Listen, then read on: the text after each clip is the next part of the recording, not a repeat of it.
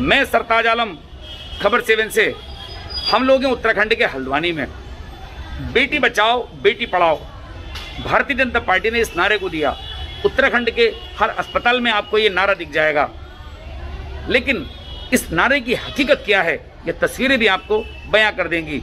उत्तराखंड में 13,000 आशा वर्कराएं पिछले 7 दिन से बेमियादी हड़ताल पर हैं। ये तस्वीर आ रहे हैं और फिर आपसे बात करेंगे।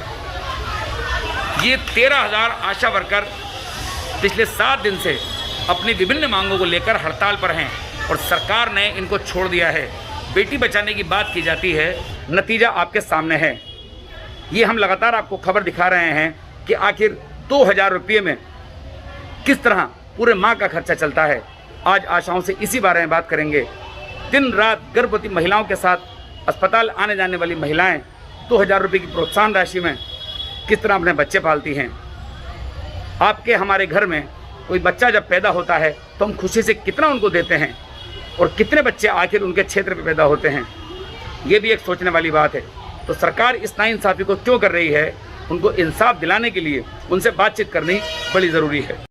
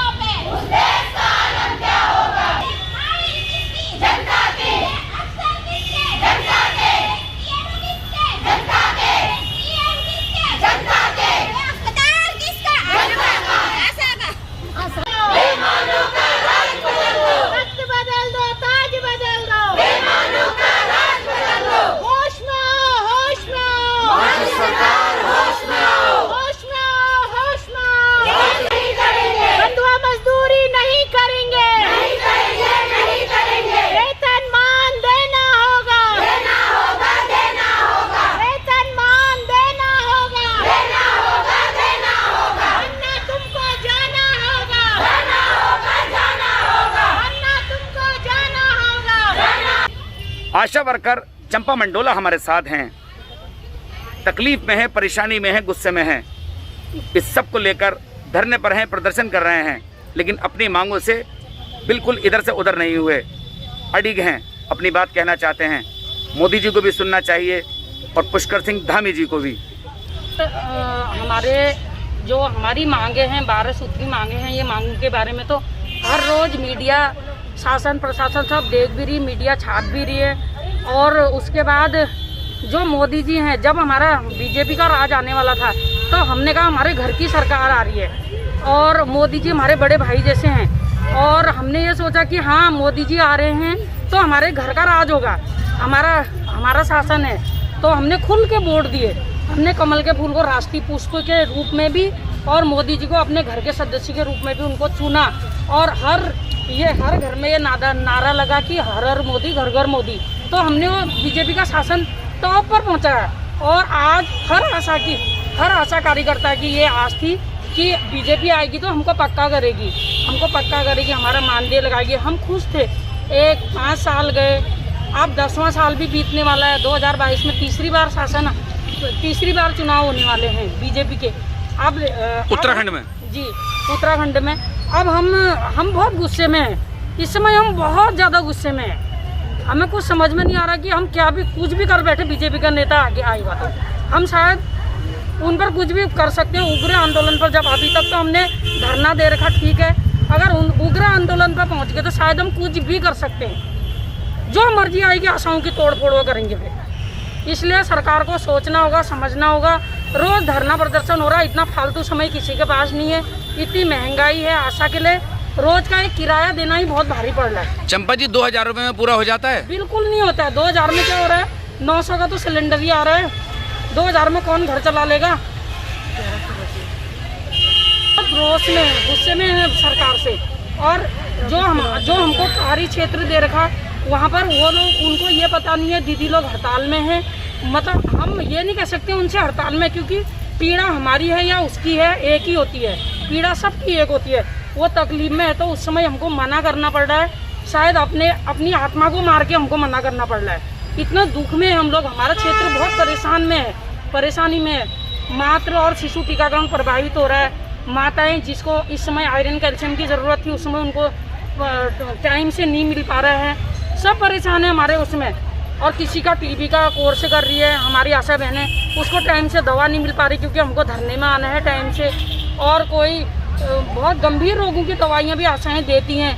और बाकी हमारा क्षेत्र बहुत प्रभावित, हमें बहुत दर्द है अंदर से कि हमने अपना क्षेत्र छोड़ा है। और तब भी ये सरकार को शर्म नहीं है।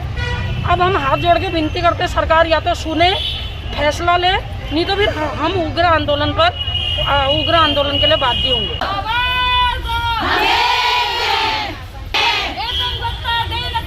वो सरकार निकम्मी है, वो सरकार निकम्मी है, वो सरकार बदलनी है, वो सरकार निकम्मी है, वो सरकार बदलनी है। मुझे आशा में कार्य करते हुए 2006 23 मार्च से मैं इसमें जुड़ी हुई थी, जब मेरी बच्ची 5 महीने की थी। और मेरे परिवार में 7 सदस्य हैं, 2 सास ससुर और मेरे परिवार में 5 सदस्य हम हैं।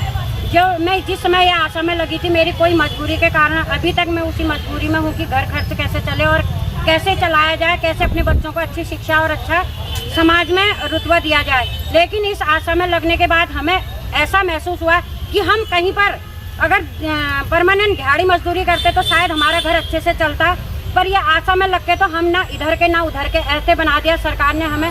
जनता और क्या कहते हैं हॉस्पिटल के बीच की एक चक्की बना के रख दिया है, जिसमें हम पीस रहे हैं लेकिन हमारा कोई फ़ायदा नहीं हो रहा है। जिसमें कि हमारा बिजली का बिल आ रहा है 3000, गैस की भराई आ रही है 800-900 रुपये, और घर के साग सब्जी का खर्चा कम से कम 100-200 लग जाता है, और दूध का खर्चा कम से कम 100 रुपया है। तो हम सरकार से ये पूछते हैं कि जो हम फ्री में काम कर रहे हैं, अगर एक दिन आला अफसर ये फ्री में काम करके दिखा दे और आशा वर्कर की जगह आके अपने को दिखा दे, इस कार्य को करके दिखा दे, तो हम उनके लिए फ्री काम करने को तैयार हैं। क्या हमें इसलिए रखा गया था सरकार ने, मातृशक्ति को इसलिए रोड पर उतारा था, इसलिए मातृशक्ति को इतना मजबूर होना पड़ रहा है कि आज अपना घर, अपने बच्चे छोड़ के इस पर रोड पर बैठना पड़। सर मेरे हस्बैंड की और मेरी आमदनी लगा के 10,000 रुपये है, और हमारा खर्चा करीबन 15,000 के लगभग बैठता है। क्या हम सरकार से पूछते हैं कि जो 5,000 रुपये हमारा है, उस 5,000 को हम कहां से एकत्रित करें ताकि जो हमारे बच्चों का खर्चा है वो चल सके। मोदी सरकार ने बेटी बचाओ और बेटी पढ़ाओ का एक बैनर लगाया है, हर हॉस्पिटल में हर जगह उस बैनर को लगाया। क्या हम सरकार की बेटियां नहीं है? क्या हमें अधिकार नहीं है कि हम अच्छा पहने, अच्छा ओढ़े, अच्छा खाएं? हम तो इस सरकार ने हमें ऐसा बना दिया है कि आज हमें इस तरह के रोड में सड़कों पर उतरना पड़ रहा है। और हमारी आशा बहनें, नाम हमें आशा का दिया गया है और आशाएं निराशा में जी रही हैं। अपने बच्चों के प्रति भी निराशा हो गई हैं और अपने प्रति भी निराशा हो गई हैं। कई बहनों ने अपने घुटनों के ऐसे घुटने हो गए हैं कि वो जमीन में नहीं बैठ पाती हैं।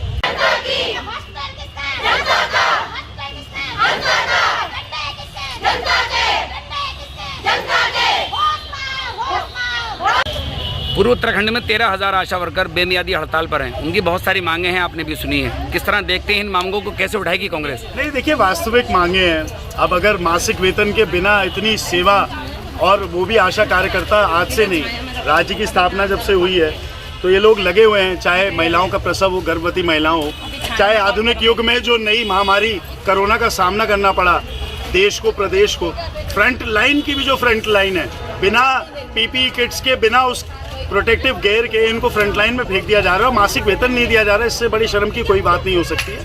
ये हमारे राज्य की एक सबसे बड़ी समाज की सेविकाएं हैं, मातृशक्ति हैं। और राज्य की अगर मातृशक्ति, जैसे आपने नारा सुना, अगर उन्हें सड़कों पे आना होगा तो फिर सरकार और अन्य जो सरकारी तंत्र है उनको हटना या जाना होगा। बेटियां सामने बैठी हैं, ठीक सामने नारा लगाया है बेटी बचाओ बेटी पढ़ाओ। जी, अब देखिए, बेटी बचाओ और बेटी पढ़ाओ और वेतन ना पाओ, ये तो नारा पूरा लिखना चाहिए ना वहाँ, क्योंकि ये नारे का मतलब ये है कि बेटी पढ़ा भी दी इन्होंने, बेटी बचा भी दी, बेटी बचाई आशा कार्यकर्ताओं ने, लेकिन वेतन नहीं मिल रहा है। तो इसलिए कहा कैसे इस महंगाई के ज़माने में गैस का रसोई का सिलेंडर 900 रुपये हो गया है, और सब्जियां, दाल, तेल, पेट्रोल, डीजल, और मैंने जैसे कहा इनमें से ज़्यादातर महिलाएं वो हैं जो अपने घर की इकलौती कमाने वाली हैं। तभी तो महिलाएं अगर मातृशक्ति आके बाहर आमदनी कर रही है और घर के हाथ में हाथ बटा रही है, यानी कि गंभीर आर्थिक समस्याएं भी होंगी घरों में, तो इसलिए अपनी जान को जोखिम में डाल के सेवा कर रही हैं, और इनके लिए मासिक वेतन ना होना इससे बड़े शर्म की बात। कांग्रेस सदन में आवाज उठाने जा रही है इनकी? जी बिल्कुल, कांग्रेस सदन में भी आवाज उठाएगी।